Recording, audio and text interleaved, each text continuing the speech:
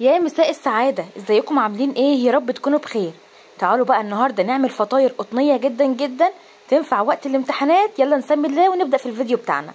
اول حاجة هنحضر العجينة. انا هحتاج هنا عندي كوباية من الحليب، نقدر نستخدم مقدار كله حليب او نصه حليب ونصه مية زي ما انتوا عايزين. استخدمت كمان كوباية من المية، واستخدمت كمان معلقتين من السكر، ربع كوباية من الزيت. وبعد كده هبدأ ان انا احط كمان باكت من الخميرة او معلقة كبيرة من الخميرة الفورية. هحط كمان معلقة من الملح وهقلبهم كويس. لو عايزة الخميرة مش متأكدة من نوعيتها تحطيها مع السكر وكوباية المية الدافية وتخليها لحد ما تبتدي ان هي تفور واستخدميها بعد كده هبتدي ان انا هضيف الدقيق بالتدريج. واهم حاجة ان احنا الدقيق بتاعنا يكون متعدد الاستخدامات. واستخدمت 5 اكواب، والكوب اللي انا استخدمته عياره 250 مللي. كمان استخدمت معلقه صغيره من البيكنج باودر، وهبدا اعجن في العجينه بتاعتي.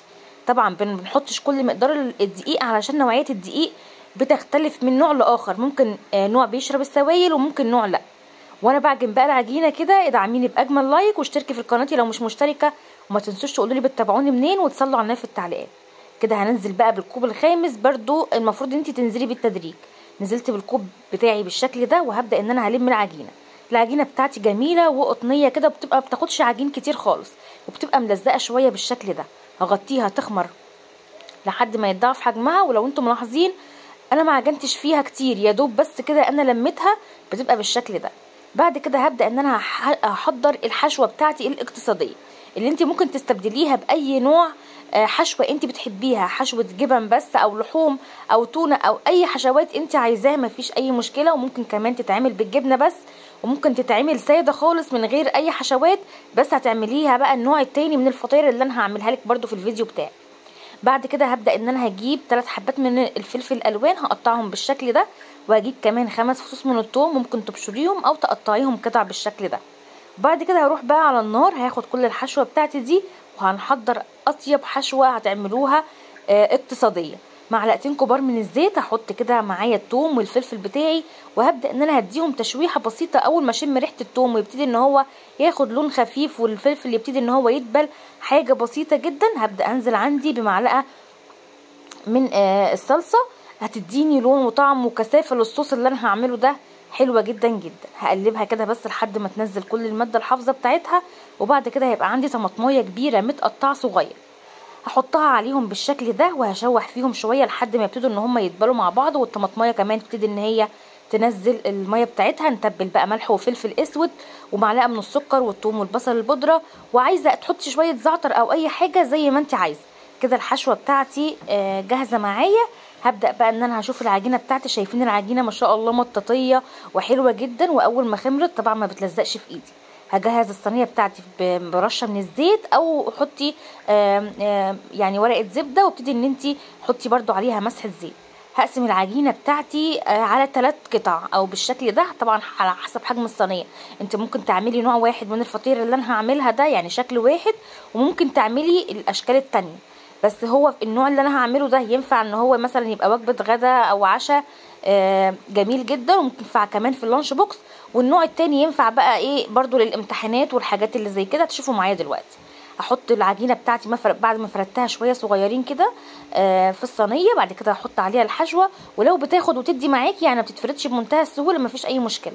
ريحيها بس 5 دقايق وابتدي ان انت ارجعي افرديها، مفيش اي مشكله تتفرد معاكي. الحشوه بقى زي ما قلت لك اختياري. انا حطيت الحشوه في النص كده اللي احنا كنا عاملينها مسبكينها بالفلفل الالوان والطماطم، وحطيت عليها شويه زيتون شويه لانشون شويه جبنه زي ما انت عايزه. ممكن تستخدمي تونه، شاورما لحمه، فراخ، جبن، بس مفيش اي مشكله. هفرد الجزء التاني، او يعني انا عملت العجينه زي ما قلت لك على 3 قطع. القطعه الاولانيه اللي انا حاطاها في قاع الصينيه، والحشوه في النص، وعليهم القطعه التانيه فوق بالشكل ده. وهبدا ان انا بعد ما اقفلها كويس هفرد عليها الجزء التاني كويس جدا بالشكل ده. سمكها بيبقى حوالي اقل من سنتي، علشان لسه كمان لما تخمر شويه هيتضاعف حجمها. بعد كده هجيب الجزء الثالث او التلت من الباقي من العجينه، هفرده مستطيل بالشكل ده، وافرديه يعني زي ما انت عايزه، يعني بايدك بنشابه. انا ما احتجتش افرده باي حاجه، يتفرد معايا بمنتهى السهوله. هاخد الجزء الباقي من الحشوه اللي احنا كنا محضرينها في الاول بالفلفل الالوان والصلصه والطماطم، هحط بقى الحشوه بتاعتي في النص بالشكل ده، ونبدا ان احنا نحط اي حاجه متاحه عندنا. ممكن ما نحطش حاجه ونكتفي بالحشوه اللي انا حطيتها، وممكن برضو نحط نفس الحشوه اللي احنا حطيناها، ودي هتبقى عامله زي البيتي بان كده يا بنات، تحفه جدا جدا. يعني ممكن تحطي فيها جبن بس، جبنه موتزاريلا، وممكن تعملي جبنه على فلفل الوان بس، مش لازم يعني التسبيكه اللي هي في الاول دي. لو انت هتعمليها مثلا للولاد هياخدوها في المدرسه معاهم، ممكن تحطي زيتون، بسطرمه، ممكن تحطي ببروني او سلامي، اي حاجه موجوده عندك حطيها مفيش اي مشكله. هبدا ان انا هقفلها بالشكل ده، هحط هطويها نص الاولاني وارجع احط عليها النص التاني، وهقفل كويس جدا الاطراف بتاعتي بالشكل ده علشان الحشوه بتاعتي ما تخرجش. لو هي بتاخد تدي معاكي خليها تريح بس كده دقيقتين 3 علشان لما تيجي تقطعيها ما تشدش، يعني العجينه ما تشدش كده من بعضها والحشوه تقع من النص. قطعيها بقى الاحجام اللي انت عايزاها، تاخديها بالشكل ده، حطيها برده في صينيه فيها ورقه زبده، ومن فوق الوش هنعمل لها بس شكل ظريف كده. ممكن نحط ورقه بقدونس او ندهنها مثلا صفار بيض لو انت عايزاها، او ممكن تدهنيها كاتشب زي ما انت عايزه يعني براحتك. فلفل اخضر كده، حبه من الزيتون، طماطم شيري او طماطم عاديه صغيره وقطعيها ربع، مفيش اي مشكله. العجينه بتاعتي او الفطيره بتاعتي الاولانيه ابتدت ان هي برضو خمرت معايا شويه. احط اي حاجه في النص كده صغيره، بوله او كوبايه، وهبدا ان انا هقسمها بالشكل ده. جيبي بقى صفار بيضه او زي ما قلت لك ممكن معلقتين من الكاتشب عليهم، معلقه كده من الزيت، ومعلقه من السكر. يعني ممكن تعمليها يعني باي حاجه. في ناس كتير بتقولي في التعليقات ان هي ما بتحبش طعم البيض في المعجنات، او يعني في وش الحاجات اللي احنا بندهنها كده المخبوزات، فمفيش مشكله ممكن تستغني عنه برضو بمسحه نسكافيه. تحطي شويه جبنه موتزاريلا، خليتهم يخمروا نص ساعه بعد التشكيل، ودخلهم بقى فرن ساخن مسبقا حراره 200. لازم حراره المخبوزات تكون عاليه علشان ما تنشفش معانا وتطلع طريه زي ما هتشوفوها معايا. اخدت معايا حوالي هتاخد من تلت ساعه ل 25 دقيقه، وهتطلع تحفه جدا جدا. تعالوا بقى ايه نشوف المعجنات بتاعتنا شكلها عامل ازاي. طبعا المفروض ان انت تغطيها بس يعني دقيقتين 3 كده، بحيث ان هي تطرى معاكي وتطلع معاكي مش ناشفه خالص.